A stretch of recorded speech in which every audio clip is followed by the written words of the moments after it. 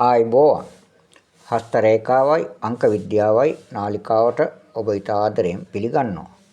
අද මා ඔබට ඉදිරිපත් කරන්නේ ඔබේ අත්ලේ රේඛා ලක්ෂණ මෙන්ම ඔබේ අත්ලේ පිහිටන යම් ලක්ෂණ සම්බන්ධව ඔබව දැනුවත් කර එම ලක්ෂණ මගින් ඔබේ ජීවිතයට බලපාන අනාවැකි පිළිබඳව ඔබට යම් දැනුමක් ලබා දීමටයි. මෙම ලක්ෂණ කුඩාවට දිස්සුවත් එවෙන් ලක්ෂණ වර්ග ගණනාවක් තිබෙනවා. හොඳයි. අද බලමු ත්‍රිකෝණ ලක්ෂණය පිළිබඳව. එසේම යම් ත්‍රිකෝණ ලක්ෂණයක් ඔබේ අත්ලේ යම් තැනක ඇතනම් ඒ සඳහා කියවුණ අනාවැකියක්ද තිබෙනවා. අද අපි ඒ ගැන එකින් එක කතා කරමු. මා රාජ්‍ය විශ්‍රාමික ජෝතිෂ්‍යවේදී හස්තකාචාර්ය එන්.එම්.එස්. ජයසේකර. මගේ WhatsApp අංකය 074 382 36 74.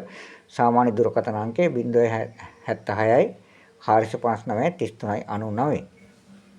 අපි මුලින්ම බලමු මෙම ඇඟිලි වල තියෙන ත්‍රිකෝණ ලක්ෂණ පිළිබඳව. මේ අනුව ඔබගේ මහපට ඇඟිල්ලේ නියපුරුකේ ත්‍රිකෝණ ලක්ෂණයක් තිබෙනවා නම් අදිෂ්ඨාන සත්‍ය විද්‍යාත්මක ක්ෂේත්‍ර කරා යොදවනවා. මහපට ඇඟිල්ලේ දෙවෙනි පුරුකේ ත්‍රිකෝණ ලක්ෂණයක් තිබෙනවා නම් ගැඹුරු විද්‍යාත්මක දාර්ශනික අදහස් තියෙනවා.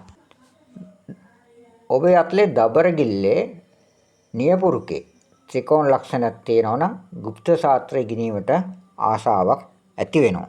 දබරගිල්ලේ දෙවන පුරුකේ ත්‍රිකෝණ ලක්ෂණයක් තියෙනවා නම් එම පුද්ගලයා දේශපාලනය දීමට සුදුසුයි. ඒ වගේම තමයි දබරගිල්ලේ තුන්වන පුරුකේ ත්‍රිකෝණ ලක්ෂණයක් තියෙනවා නම් ග්‍රන්ථ ප්‍රකාශකයෙකු බවට පත් වෙන්න හැකියාව ලැබෙනවා. දැන් බලමු මැදගිල්ලේ තිබෙන ත්‍රිකෝණ ලක්ෂණ පිළිබඳව. මැදගිල්ලේ නියපුරුකේ ත්‍රිකෝණ ලක්ෂණයක් තියෙනවා නම් ප්‍රීතිමත් විවාහ දිවියක් හිමි. මැදගිල්ලේ දෙවන පුරුකේ ත්‍රිකෝණ ලක්ෂණයක් තියෙනවා නම් දියුණුව ඇති වෙනවා.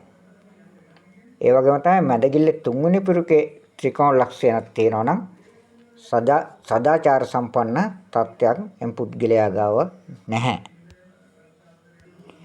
වෙදගිල්ලේ ත්‍රිකෝණ ලක්ෂණ පිළිබඳව දැන් සොයා බලමු.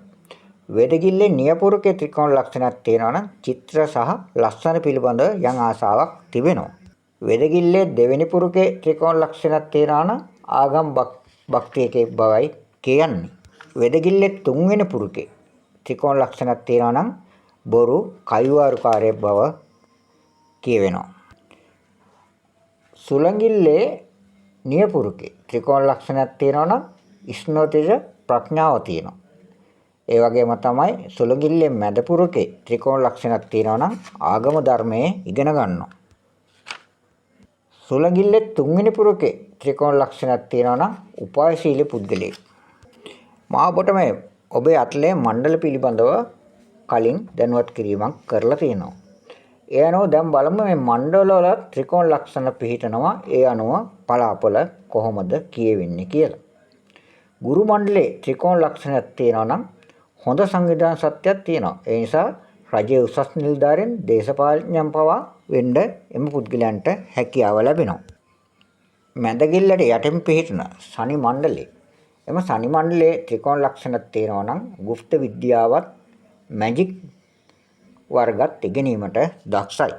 වෙදගිල්ලට යටින් පිහිටන රවි මණ්ඩලයේ ත්‍රිකෝණ ලක්ෂණයක් තියෙනවා නම් කලාත්මක දක්ෂතා විද්‍යාත්මක පසුබිමත් තුළ දියුණු කරගෙන ව්‍යාපාරික වශයෙන් සාර්ථක වෙන්න පුළුවන්.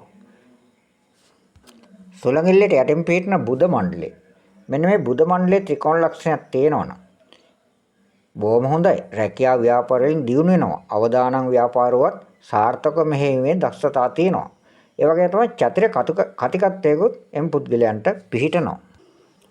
ඔබගේ අත්ලේ බුධ මණ්ඩලය චන්ද්‍ර මණ්ඩලයත් අතර පිහිටනවා ඉහළ කුජ මණ්ඩලය. අන්නේ ඉහළ කුජ මණ්ඩලයේ ත්‍රිකෝණයක් තිබුණොත් නිර්භීත යුද්ධ උපායේ දක්ෂයෙක් වෙනවා. ඒ වගේම තමයි මේ ගුරු මණ්ඩලයත් සිකුරු මණ්ඩලයත් අතර තිබෙනවා පහළ කුජ මණ්ඩලය. අන්නේ පහළ කුජ මණ්ඩලය. එම කුජ මණ්ඩලයේ ත්‍රිකෝණයක් තිබුණොත් යුද්ධ උපායේ දක්ෂකම තියෙනවා. හමුදා සේවයට මේ අය හොඳයි. ඔබගේ අතලේ චන්ද්‍ර මණ්ඩලයේ ත්‍රිකෝණයක් තියෙනවා නම් විද්‍යා ප්‍රබන්ධකරණයට දක්ෂ පුද්ගලයෙක් බවට පත් වෙන්න පුළුවන්. ජීවන රේඛාවට ඇතුල් පැත්තෙන් පිහිටන සිකුරු මණ්ඩලය. මෙන්න මේ සිකුරු මණ්ඩලයේ ත්‍රිකෝණ ලක්ෂණයක් තියෙනවා නම් ආදරය, කරුණාව, අනුකම්පාව ආදී යහපත් ලක්ෂණ තමන්ගේ දියුණුවට උපකාරී වෙනවා. ත්‍රිකෝණ ලක්ෂණ පිළිබඳව දීර්ඝ තොරතුරු තවදුරටත් ඔබට ඉදිරිපත් කිරීමට තිබෙනවා. වීඩියෝ දීර්ඝ වීමෙන් ඔබ අපහසුතාවයට පත්වන නිසා තවත් වීඩියෝවක් ළඟදීම ගෙන එන්නම්. හස්තරේඛා සම්බන්ධ මෙවැනි වැදගත් තොරතුරු වලින් දැනුවත් වෙන්න දිගටම අප සමග රැඳී ඉන්න. ස්තුතියි.